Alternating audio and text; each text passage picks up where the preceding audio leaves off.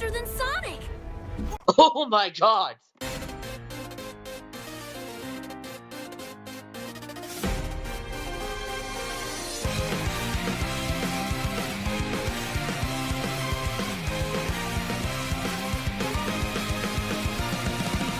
I can't do this alone, even though I am strong. Need something more than me, someone to push me to victory. Well guys, Sonic September is finally here, and we are starting off with a theory on Infinite. Now in the poll that I put in the description of my last video, you guys got to pick which video on Sonic September I do first. The Infinite theory was number 1, top 10 favorite Sonic characters was number 2, and then so on and so on. So top 10 favorite Sonic characters is going to be the next video of Sonic September. I will repost the poll again, and you can choose from the last 6 options and pick which 2 videos are going to be the next 2. But without further ado, let's begin the theory on Infinite. Let's be real for a second here. You guys know I love Infinite. I mean, to start off with, he's my channel art. I've had him as my channel art for a while now, pretty much ever since he was released. And I love the fact that he's so strong and faster than Sonic. But there's been many theories going around here on the internet saying who Infinite is. And most of it comes from the fact that in Sonic Mania, we see something called the Phantom Movie. And if you compare it to what Infinite's gem is on his stomach, the two look very similar.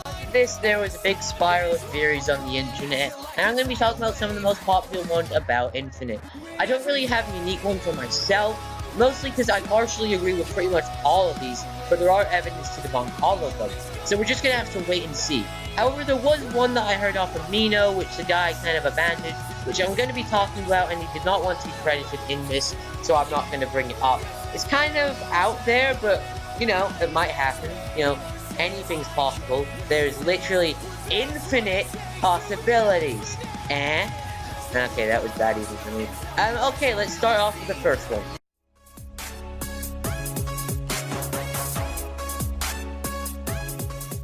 This theory first started after the Sonic Mania ending, and people started to notice the wee twinkle thing that the Phantom Ruby did. Now, we all know that Infinite has got the gem on him, and that means that he's probably got, he's probably connected to Phantom Ruby. Now, other things that have led people to think this, the fact that Infinite is from our world, isn't like a hacker, is all the distortion effects in his own theme and stuff like that. You can see constant glitching, you can see spiraling out, so maybe he's like a Sonic fan that hacked the game and couldn't take physical form, like he couldn't become a real thing until he went to the modern game era, which had a better hard drive. More evidence of this comes from Metal Sonic, because in the brief pictures that we see during his theme for the game, we see the fact that he's got little glitched pixels around him. So this is more evidence to suggest that. So people think that Infinite was like a Sonic fan that went crazy, or a Sonic fan that hacked the game. That's why he has the knowledge of all the other baddies or all the other villains and form the villain team. I mean, he could just go into different games and just get all the old villains. Or he could, since the Phantom Ruby has dimensional powers, which he gave to himself, he could use that to go into different games. Like, they think he's a hacker and he just, like, made himself really OP. Like how, for example, I can't remember his name, but the guy that made Sword Art Online, like, he never trained to get those stats. He made himself the best in the entire game because he knew how to hack. Well, he made the game, but, like, he could hack into it, glitch things out, and make it so he was the best. Like, gave himself immunity from being killed. So maybe that's how Infinite's faster than Sonic, because he's, like, hacked his way into the game and made himself, you know, a character in the game. And that's why he's faster than Sonic. Also, lines from the game, like lines from his theme song, also prove the fact that he is that, and he is self-aware, and he does know, you know, he's in a video game. That's why, you know, people are thinking this, because they think he's just a Sonic hacker or a Sonic fan that's in the game, and is just using his knowledge to his advantage. Like the guy that got Yamcha's body in that fan-made manga that used the Dragon Ball Z knowledge to, you know, become super powerful as Yamcha. So there are evidence to suggest this from his theme. Like, for example, this thing.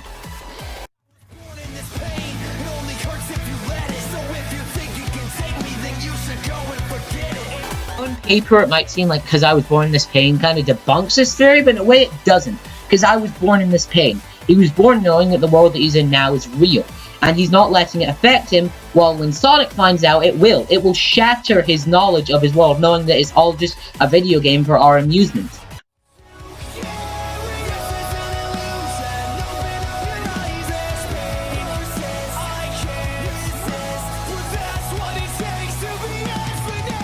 Is an illusion, referring to the fact that Infinite knows that he's in a video game because he's a Sonic fan. You know, open up your eyes and see. The pain resists, I can't resist. That's what it takes to be Infinite. Like the pain of knowing, you know, he's not in a real world. As much as he wants to be an actual Sonic character and live in that world, he can't really feel like he belongs there because, you know, the world's not real. Like, as much as he'd love it to be, it's not real. And he's living a lie, you know? And that's the pain that he's feeling, and he can't resist feeling that pain.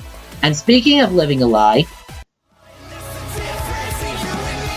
the fact that, you know, the life is a lie, like, because the life is a video game. Now, Theory 2.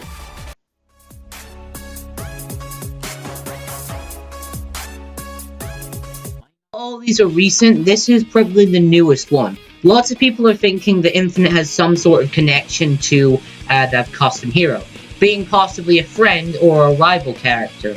Lots of people think this because, well, what motivation besides the custom hero, you know, wanting to help stop them, Eggman and Infinite, could there be? Him wanting to save his friend or rival. And that's maybe why we see in Infinite's trailer the custom hero putting out his hand for a fist bump and Infinite rejecting it. And if it was someone like Sonic or Tails trying to reach out, Infinite would just blast them away like that and just kill them. And maybe he let the Phantom Rubies possess him, like after Sonic or Classic Sonic gets turned into the, or gets sent to the Mania, not the Mania, the Modern Dimension, and he uses the Phantom Ruby wanting more power, and he could be like a rival, not like a best friend like Tails. Like, he's always behind your custom character, so he wants to use the Phantom Ruby to, you know, become like you. Keep up with you, like what Tails wants to do and what Tails does, or to surpass you and, like, prove yourself to be the better, like what Shadow wants to do. And he used the Phantom Ruby not knowing that it would do this to him, and, like, that turns him into a tragic villain, making you feel sympathetic for him.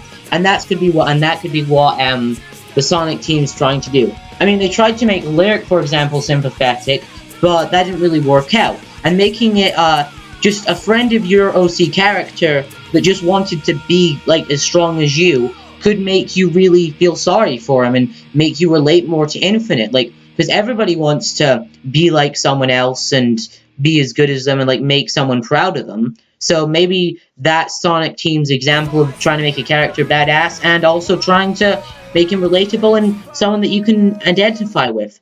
That could possibly be it. And there's plenty of evidence in Infinite's theme as well. Like,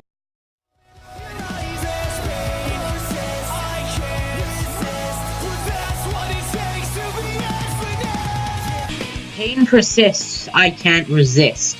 But that's what it takes to be Infinite. Supporting the fact that, you know, he doesn't want to do this. He doesn't want to be evil, but the Phantom Ruby is making him do these things. And also, that's what it takes to be Infinite, meaning that's what it took to be better than the OC hero. That's what it took to be, you know, strong or as strong or stronger than your OC hero.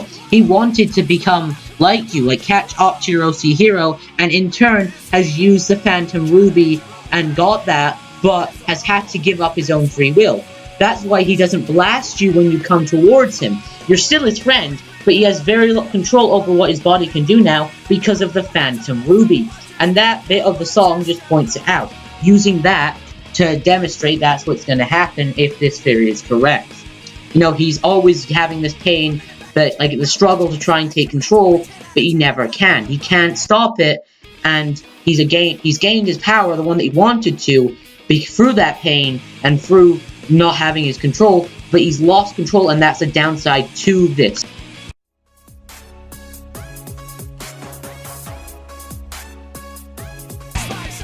Okay, I know the idea of an evil Sonic kind of sounds like a bad fanfic, but, you know, Goku Black Saga in Super, that was pretty good.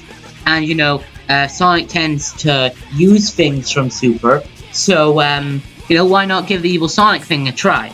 and using the Phantom Ruby to possibly control Sonic or give Sonic a power-up or turn Sonic evil is really cool. Is a really cool concept. And a lot of people are thinking this because of things in the song, and also because of the ending of the Sonic Mania game.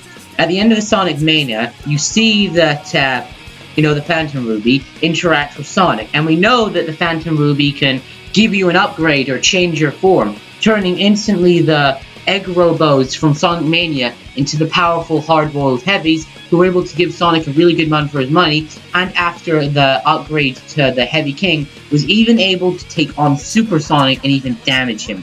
Things that only beings like Solaris, Perfect Chaos, have ever done. So, going from an Egg Robo to that after a couple of upgrades from Dr. Eggman is a really big boost. It could also explain why he can suddenly match Sonic, because he is Sonic, but just given a huge upgrade. We know from generations that currently modern Sonic is about as strong as classic Super form. So, if we use that, I'm not trying to come up with a multiplier here, but the Phantom Ruby could definitely put him on par with that, making him faster and stronger than Sonic. Also, the lyrics from Infinite's theme also give you hints as well. You live a lie, that's the difference in you and me. This could be referring to the fact that Infinite's become basically the real Sonic, kind of like what Metal Sonic thinks. After becoming corrupt and evil, he finally thinks he's the original and Sonic's a fake. Possibly that's a reason, that's referring to an old villain. And that's also what they're trying to aim for. They're giving Infinite, qualities from all the other past villains, and that could be a reference to that.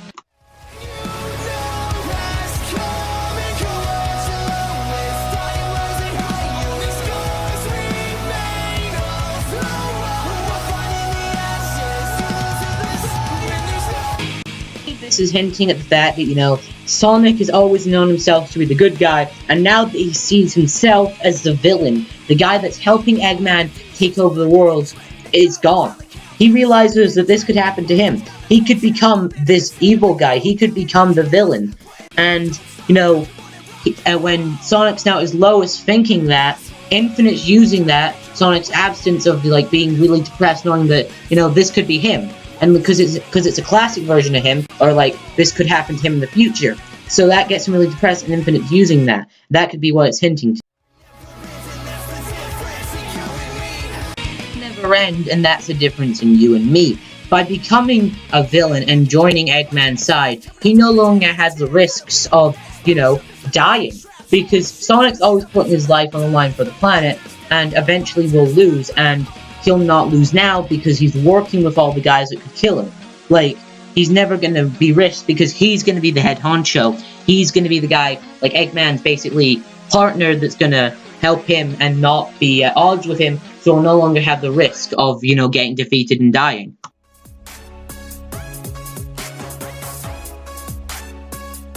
Okay, so this was the out-of-the-box weird theory I was talking about. And yes, I know it sounds ridiculous, but believe it or not, there are one or two things to help back this up. For one being, that like I said before, the Phantom Ruby could possibly use things to become host body, like robots. So possibly it can absorb DNA, using the DNA of Sonic, Knuckles, and Tails to create a really powerful host body with the strength of Knuckles, the speed of Sonic, and the intelligence of Tails. And also, something that might also help this theory is Infinite's design himself. Lots of people, like I said, think he looks like Sonic, including myself. However, something that mainly people use to debunk this theory is the tail. And who has a tail? Tails. Also, the quills also kind of look a bit more like Knuckles as well, like a mixture between the two. Also, the shoes and the gloves. It kind of screams like a dark. Infinite is basically looks like a dark, edgy version of Sonic and Knuckles and Tails, and a few people are saying that, and that's why some people are, thinking this theory. Well, a couple of people. This is really out there, and possibly I highly doubt this will happen. But if it does, good for them and good for me pointing out. But like I said, I'm not too sure about this theory. It seems a bit out there, and there is nothing really in Infinite's theme to, prove this theory or give it any sort of evidence, and that's really the most out-of-the-box theory. So guys, I hope you enjoyed the first episode of Sonic September, going over all the theories of Infinite's identity. If you enjoyed, remember to like, share, and subscribe, and stay tuned for the next episode of Sonic September.